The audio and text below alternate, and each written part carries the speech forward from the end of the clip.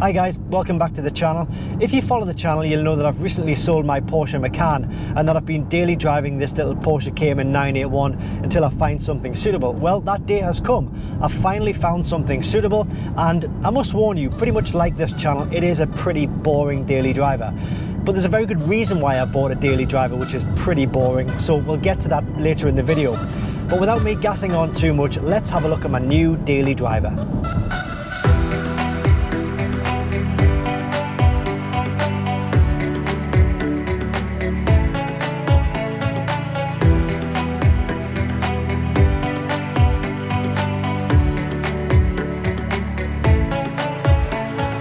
So I know what you're saying, what an idiot for selling a Porsche Macan in favour of an Audi A6. And I hear you, I really do, but it's just where I'm at and it's what I need to be driving right now. So it's a 2016 Audi A6 Avant, it's a 2-litre turbo diesel, and it's what they call a black edition. And when you hear the words black edition, it sounds like it should be something really special, but it's not, unfortunately. All it really means is that it has a few black accents which would otherwise be chrome. One thing I do like about this is the 20-inch wheels. These are RS6 alloys, and when I first started viewing the car, they were in like a grey anthracite colour, and they kind of blended in with the whole car. So what I asked them to do is change these over to like a silver colour, which they were happy to do. I can't fault the guys who I dealt with. It's got a brand new set of tyres, it's got 190 brake horsepower, some nice interior tech, it's really comfortable inside. So let's go and take it for a drive. Now the first thing I'm going to say about this vehicle is that when I'm driving the car, there's a bloody annoying rattle coming from the back end, which I swear to you, that was not there when I test drove the vehicle. But other than that, the car is well refined, the interior is spacious, everything I touch has a really comfortable and a quality feel about it, and the way the car drives can only really be described as dreamy.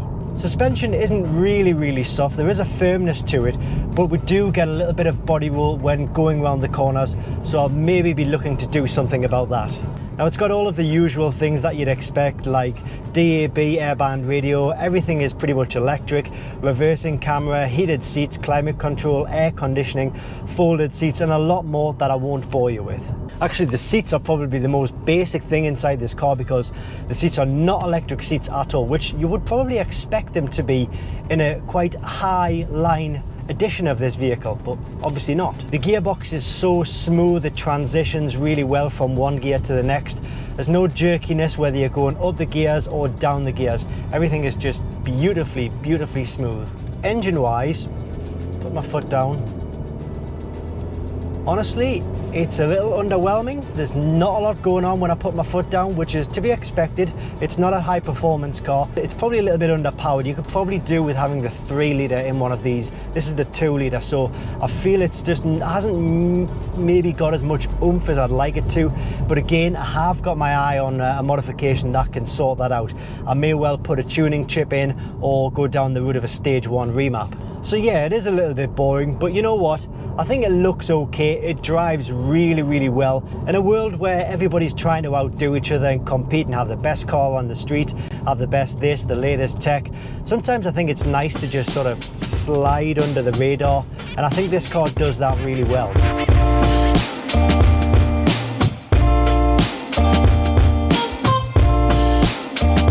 So I mentioned at the start of the video that there was a very good reason why I bought a car like this, and let's face it, it's not the most exciting thing you'll ever see on the roads.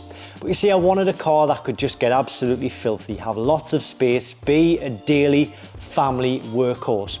And I feel I wasn't really getting that with the Macan. I was always worried about keeping it in pristine condition, which just wasn't going to happen because there was a family getting in and out all of the time, a dog getting in and out of all the time, which had muddy feet, hairs going everywhere. So it just wasn't working as the family unit. But this, on the other hand, obviously I mentioned that my dog there, he couldn't get in and out of the Macan.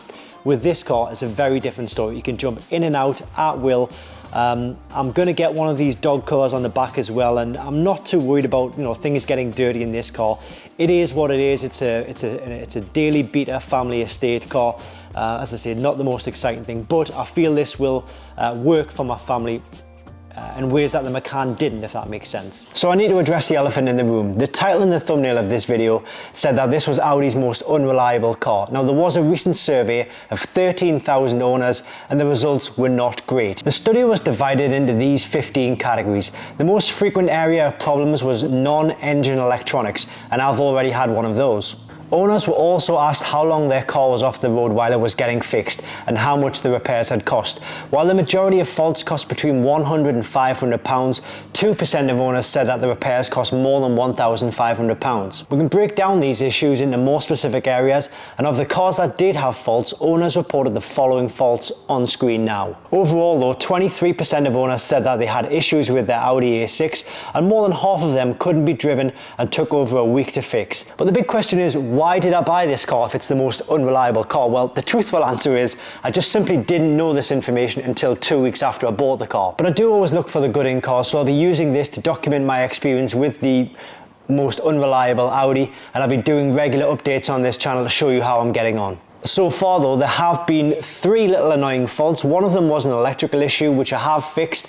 I'll put the DIY tutorial on my other channel, Yosach, link in the description. The other 2 have been rattles and vibrations, which have just magically appeared from nowhere. You know, when I bought this car, there was no rattles, no vibrations at all, and all of a sudden, about 2 weeks into my ownership, 2 really big rattles have sort of started appearing, which is really, really annoying. So I will be featuring this car a bit more on this channel, and even though it's a daily workhorse, I do have 6 or 7 modifications planned for this car, so I am quite excited to crack on with those and share these on the channel. I know it's not a Porsche, but that's the reality of the channel. I would like to start sharing other makes and models on this channel, whatever I can sort of get my hands on. Keep things fresh, keep a little bit of variation in there, instead of having that Porsche tunnel vision that I've previously been guilty of.